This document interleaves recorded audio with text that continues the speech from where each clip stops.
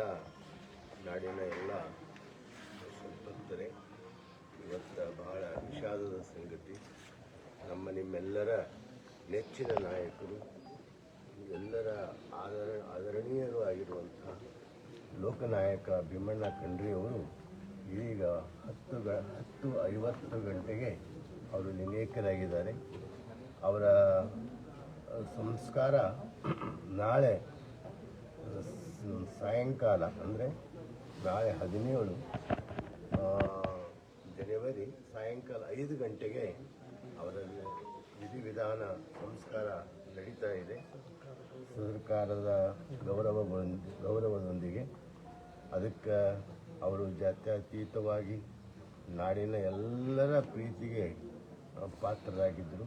ಅಂಥವರು ನಮ್ಮೆಲ್ಲರ ಅಗಲಿಕೆಯಿಂದ ನಮ್ಮೆಲ್ಲರಿಗೆ ಅತ್ಯಂತ ದುಃಖ ಆಗಿದೆ. ಒಬ್ಬ ನಾಡಿನ ಶ್ರೇಷ್ಠ ಮತ್ತು ಎಲ್ಲರ ಹೃದಯದಲ್ಲಿ ವಿರಾಜಮಾನವಾಗಿರುವಂಥವರು ಇವತ್ತು ನಾವು ಕಳ್ಕೊಂಡಿವಿ. ಅವರಿಂದ ತುಂಬಲಾರದಂಥ ಹಾನಿಯನ್ನು ಸಮಾಜ ಅನುಭವಿಸಿದೆ. ಅದಕ್ಕೆ ಅವರು ರಾಜಕೀಯವಾಗಿ, ಧಾರ್ಮಿಕವಾಗಿ, ಸಾಮಾಜಿಕವಾಗಿ, ಶೈಕ್ಷಣಿಕವಾಗಿ ಮತ್ತು ಅಖಿಲ ಭಾರತ ವೀರಶೈವ ಮಹಾಸಭೆಯ ಅಧ್ಯಕ್ಷರಾಗಿ ಹಲವಾರು ರೀತಿಯಿಂದ ಅವರು ಸಮಾಜ ಸೇವೆ ಸಲ್ಲಿಸಿರುವುದು ನಿಮ್ಮೆಲ್ಲರಿಗೆ ಗೊತ್ತಿರುವಂಥ ಸಂಗತಿಯೇ. ಅಂಥ ಪೂಜ್ಯರ ಅಗಲಿಕೆ ನಮ್ಮೆಲ್ಲರಿಗೆ ದುಃಖವನ್ನು ತಂದಿದೆ. ಅವರೆಲ್ಲ ಕುಟುಂಬದವರಿಗೆ ದುಃಖ ತಡೆದುಕೊಳ್ಳುವಂಥ ಶಕ್ತಿ ಆ ಗುರು ಬಸವಣ್ಣನವರು ಕೊಡಲಿ ಅಂತ ನಾನು ಪ್ರಾರ್ಥಿಸಿ, ಅವರು ನಾಳೆ 5 ಗಂಟೆಗೆ ಅವರ ಸಂಸ್ಕಾರಕ್ಕೆ ನೀವೆಲ್ಲರೂ ಭಾಗಿಯಾಗೋಣ ಅಂತ ಹೇಳಿ ಅವ್ರ ಪ್ರಕಾರ ಲಿಂಗಾಯತ ಧರ್ಮದ ಪ್ರಕಾರ ಅವರ ವಿಧಿವಿಧಾನ ನಡೀತಾ ಇದೆ.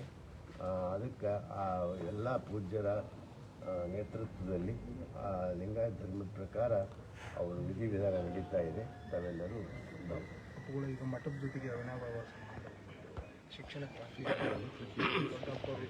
ಭಾಳ ಒಡನಾಟ ಇತ್ತು. ಒಂದೇ ಮಾತಿನಲ್ಲಿ ಹೇಳಬೇಕಾದ್ರೆ ಭಾಲ್ಕಿ ಮಠ ಖಂಡ್ರೆ ಮನೆತನ ಒಂದು ನಾಣ್ಯದ 2 ಮುಖಗಳಂತೆ ಕಾರ್ಯ ಮಾಡ್ತಾ ಬಂದಿದೆ.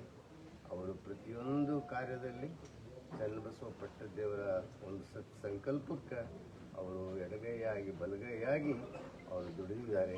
ಅನುಭವ ಮಂಟಪ ಇರ್ಬೋದು, ಶಾಂತಿವರ್ಧಕ ಶಿಕ್ಷಣ ಸಂಸ್ಥೆ ಇರ್ಬೋದು, ಸಾಮಾಜಿಕ ಕೆಲಸಗಳಾಗಿರ್ಬೋದು, ಎಲ್ಲ ರಂಗದಲ್ಲಿ ಅವರು ಮಠದ ಜೊತೆ ಅವಿನಾಭಾವ ಸಂಬಂಧವನ್ನು ಹೊಂದಿದ್ದಾರೆ. ಅದಕ್ಕೆ ಅಂಥ ಹಿರಿಯರು, ಅನುಭಾವಿಗಳು, ನಮ್ಮೆಲ್ಲರಿಗೂ ಪೂಜ್ಯರು ಆಗಿರುವಂಥ ಖಂಡ್ರೆಯವರು, ಭೀಮಣ್ಣ ಖಂಡ್ರೆಯವರು ಲಿಂಗೈಕ್ಯರಾಗಿದ್ದು ನಮ್ಮೆಲ್ಲರಿಗೆ ದುಃಖವನ್ನು ಉಂಟು ಮಾಡಿ, ಚನ್ನಬಸವ ಪಟ್ಟದೇವರೇ ಅವರಿಗೆ ಲೋಕನಾಯಕ ಅನ್ನುವಂಥ ಒಂದು ಬಿರುದನ್ನು ಕೊಟ್ಟು ನಿಜವಾಗಿ ಅರ್ಥದಲ್ಲಿ ಲೋಕನಾಯಕರೇ ಅವರು. ಪ್ರತಿಯೊಂದು ವೇದಿಕೆ ಮೇಲೆ ಲೋಕನಾಯಕ ಭೀಮಣ್ಣ ಖಂಡ್ರೆಯವರಿಗೆ ಜಯವಾಗಲಿ ಅಂತ ಅವ್ರಿಗೆ ಜಯಘೋಷ ನಮ್ಮ ಗುರುಗಳು ಸ್ವತಃ ಗುರುಗಳು ಎದ್ದು ನಿಂತು ಅವ್ರು ಜಯಘೋಷ ಹಾಕ್ತಿದ್ರು. ನಾವೆಲ್ಲ ಕಣ್ಣಾರೆ ಕಂಡಿದ್ವಿ, ನೋಡಿದ್ವಿ.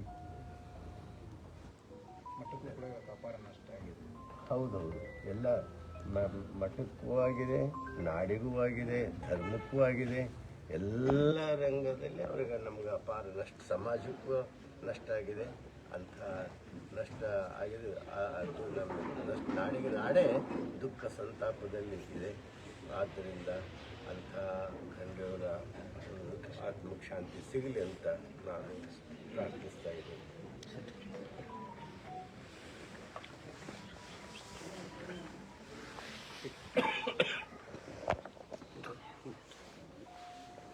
ನಮ್ಮ ತಂದೆಯವರು ಶತಾಯುಷಿಗಳಾದಂಥ ಪೂಜ್ಯ ಭೀಮಣ್ಣ ಖಂಡ್ರೆಯವರು ಇವತ್ತು ಸಾಯಂಕಾಲ ಸಂಜೆ 10:50 ಲಿಂಗೈಕ್ಯರಾಗಿದ್ದಾರೆ. ನಮ್ಮನ್ನು ಅಗಲಿ ಹೋಗಿದ್ದಾರೆ.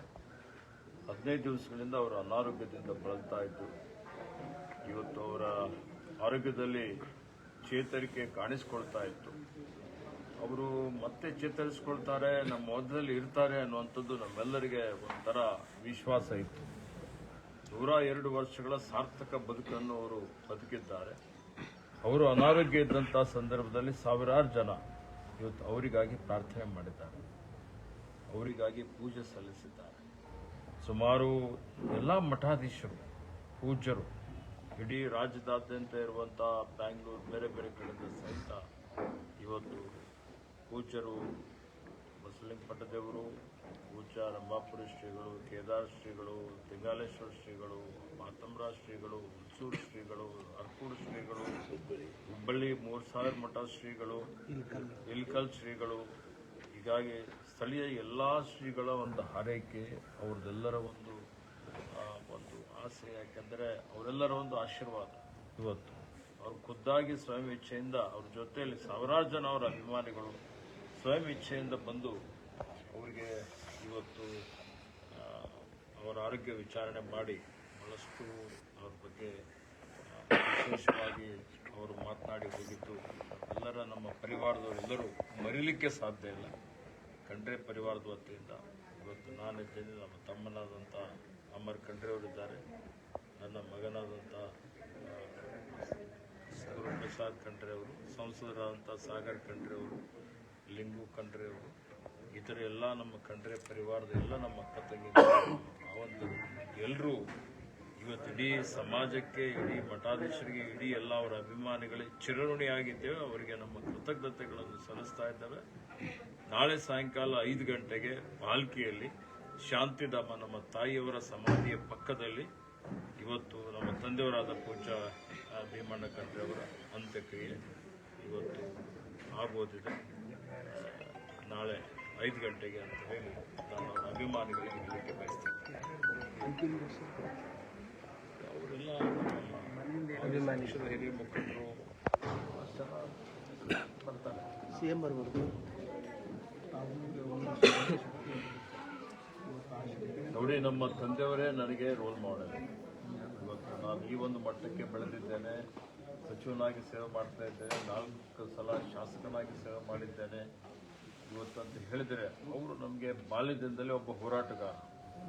ಅವರು ಅನ್ಯಾಯದ ವಿರುದ್ಧ ಹೋರಾಟ ಮಾಡಿದಂಥವ್ರು, ಇದ್ದದ್ದು ಇದ್ದ ಹಾಗೆ ಹೇಳಿದಂಥವ್ರು, ನಿರ್ಭೀಡೆಯಿಂದ ನಿರ್ಭೀತಿಯಿಂದ ಇವತ್ತು ಅವರು ಸಮಾಜದಲ್ಲಿ ಕಳಕಳಿ ಇಟ್ಟುಕೊಂಡು ಸ್ವಾತಂತ್ರ್ಯಕ್ಕಾಗಿ ಹೋರಾಟ ಮಾಡಿದ್ದಾರೆ. ನೈಜಾಮನ ವಿರುದ್ಧ ಹೋರಾಟ ಮಾಡಿದ್ದಾರೆ, ಅನ್ಯಾಯದ ವಿರುದ್ಧ ಹೋರಾಟ ಮಾಡಿದ್ದಾರೆ. ರೈತರಿಗಾಗಿ, ಬೀದರ್ ಜಿಲ್ಲೆ, ಕಲ್ಯಾಣ ಕರ್ನಾಟಕಕ್ಕಾಗಿ, ಶೈಕ್ಷಣಿಕ ಕ್ಷೇತ್ರದಲ್ಲಿ ಅವರು ಮಾಡಿದಂಥ ಸಾಧನೆ ಅಪಾರವಾದಂಥದ್ದು. ಇವತ್ತು ನಾವೆಲ್ಲ ಹೇಳ್ಬೋದು, ನಮಗೆಲ್ಲ ರೆಡಿಮೇಡ್ ಪ್ಲಾಟ್ಫಾರ್ಮ್ ಸಿಕ್ಕಿದೆ. ಅವರು ಸ್ವಯಂ ಶಕ್ತಿಯಿಂದ, ಸ್ವಯಂ ಬಲದಿಂದ ಇವತ್ತು ಒಂದು ರೀತಿಯಲ್ಲಿ ಹೋರಾಟನೇ ಬಹಳ ಅತ್ಯಂತ ರೋಮಾಂಚನವಾದಂಥ ಒಂದು ಹೋರಾಟ ಅಂತಲೇ ಹೇಳ್ಬೋದು. ಇವತ್ತು ಅನೇಕ ಕೈಗಾರಿಕೆ, ಕೃಷಿ ಆಧಾರಿತ ಕೈಗಾರಿಕೆಗಳನ್ನು ಸ್ಥಾಪನೆ ಮಾಡಿ ಸಾವಿರಾರು ಜನರಿಗೆ ಉದ್ಯೋಗ ಕೊಡಿಸುವಂಥ ಕೆಲಸ ಮಾಡಿದ್ದಾರೆ. ಅವರ ಒಂದು ಚಾರಿತ್ರ್ಯ, ಅವರ ಮಾತುಗಳು, ರಾಷ್ಟ್ರೀಯತೆ, ರಾಷ್ಟ್ರಭಕ್ತಿ, ರಾಷ್ಟ್ರ ಪ್ರೇಮ, ಸಮಾಜ ಪ್ರೇಮ, ಅಖಿಲ ಭಾರತ ವೀರಶೈವ ಲಿಂಗಾಯತ ಮಹಾಸಭಾ ಅಧ್ಯಕ್ಷರಾಗಿ ಸಮಾಜವನ್ನು ಒಗ್ಗೂಡಿಸುವಂಥ ಒಂದು ಕೆಲಸವನ್ನು ಮಾಡಿ, ಸಮಾಜ ಒಗ್ಗೂಡಿಸಿದರೆ ಇತರರಿಗೂ ತನ್ನ ಜೊತೆಯಲ್ಲಿ ತೆಗೆದುಕೊಂಡು ಹೋಗ್ಬೋದು ಅನ್ನುವಂಥ ಒಂದು ದೃಢವಾದಂಥ ಅವರ ಒಂದು ತೀರ್ಮಾನ, ಒಂದು ನಿರ್ಣಯ ಇವತ್ತಿಗೂ ಇವತ್ತು ರಾಜ್ಯದಾದ್ಯಂತ, ದೇಶದಾದ್ಯಂತ ಸುತ್ತಾಡಿ ಸಂಘಟನೆ ಮಾಡಲಿಕ್ಕೆ ಪ್ರಯತ್ನ ಮಾಡಿದಂಥವರು ಅನೇಕ ಹಲವಾರು ಅಸಾಧ್ಯವಾದಂಥ ಅನೇಕ ಕೆಲಸ ಕಾರ್ಯಗಳನ್ನು ಮಾಡಿದ್ದಾರೆ. ಕಾಂಗ್ರೆಸ್ ಪಕ್ಷದ ಒಬ್ಬ ನಿಷ್ಠಾವಂತ ಮುಖಂಡರಾಗಿ ಪಕ್ಷಕ್ಕಾಗಿ, ಸಂಘಟನೆಗಾಗಿ ದುಡಿದಿದ್ದಾರೆ. ಇವತ್ತು ಶಾಸಕರಾಗಿ, ವಿಧಾನ ಪರಿಷತ್ ಸದಸ್ಯರಾಗಿ, ಅವರು ಇವತ್ತು ಸಚಿವರಾಗಿ, ವೀರಪ್ಪ ಮೊಯ್ಲಿಯವರ ಸಚಿವ ಸಂಪುಟದಲ್ಲಿ ಸಾರಿಗೆ ಸಚಿವರಾಗಿಯೂ ಅವರು ತಮ್ಮದೇ ಆದಂಥ ವಿಶಿಷ್ಟವಾದಂಥ ಕೊಡುಗೆಯನ್ನು ಕೊಟ್ಟಿದ್ದಾರೆ. ಬೀದರ್ ಜಿಲ್ಲೆ ಈ ಭಾಗದ ಅಭಿವೃದ್ಧಿಯಲ್ಲಿ, ಎಲ್ಲ ಅಭಿವೃದ್ಧಿಯಲ್ಲಿ ಅವರ ಒಂದು ಕೊಡುಗೆ ಇದೆ ಬಹಳಷ್ಟು ಮಟ್ಟಿಗೆ. ಹೀಗಾಗಿ ಅಂಥ ಒಬ್ಬ ಮಹಾಪುರುಷರ ಸುಪುತ್ರನಾಗಿದ್ದಂಥದ್ದು ನನ್ನ ಭಾಗ್ಯ ಅಂತೇಳಿ ನಾನು ತಿಳ್ಕೊಂಡಿದ್ದೇನೆ. ಅವರು ತೋರಿಸ್ಕೊಟ್ಟಂಥ ದಾರಿಯಲ್ಲಿ ನಡೀಲಿಕ್ಕೆ ಪ್ರಾಮಾಣಿಕವಂತ ಪ್ರಯತ್ನ ನಾವೆಲ್ಲ ಮಾಡ್ತೇವೆ. ಅದಕ್ಕೆ ಇವತ್ತು ಅವರ ಅಭಿಮಾನಿಗಳು, ಅವರ ಬಹಳಷ್ಟು ಜನ, ಅವರ ಸ್ನೇಹಿತರು, ಪೂಜ್ಯರು ಎಲ್ಲ ಇದ್ದಾರೆ. ಎಲ್ಲರೂ ಇವತ್ತಿನ ದಿವಸ ಅವರಿಗೆ ಒಂದು ಆತ್ಮಕ್ಕೆ ಶಾಂತಿ ಕೋರಬೇಕು ಅಂತೇಳಿ ನನ್ನ ಪರವಾಗಿ ನಾಡಿನ ಜನತೆಗೆ ನಾನು ವಿನಂತಿಯನ್ನು ಮಾಡ್ತೇನೆ. ಅವರ ಕಟ್ಟಿದಂಥ ಸುಮಾರು ಜನ ಮಹಾಪುರುಷರು ಮಹಾಸಭೆಯಲ್ಲಿ ಸೇವೆಯನ್ನು ಮಾಡಿದ್ದಾರೆ. ಶತಾಯುಷಿಗಳಾದಂಥ ಪೂಜ್ಯ ಶಿವಕುಮಾರ ಮಹಾಸ್ವಾಮಿಗಳು ಮಹಾಸಭೆ ಅಧ್ಯಕ್ಷರಾಗಿದ್ದರು.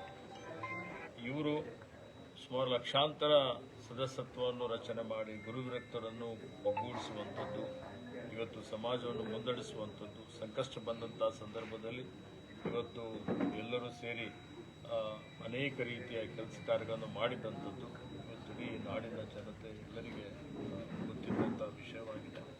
ಹೀಗಾಗಿ ಅವರೆಲ್ಲರಿಗೆ ನಾನು ಕೃತಜ್ಞತೆಗಳನ್ನು ಸಲ್ಲಿಸುತ್ತೇನೆ. ತಮ್ಮ ಮುಖಾಂತರ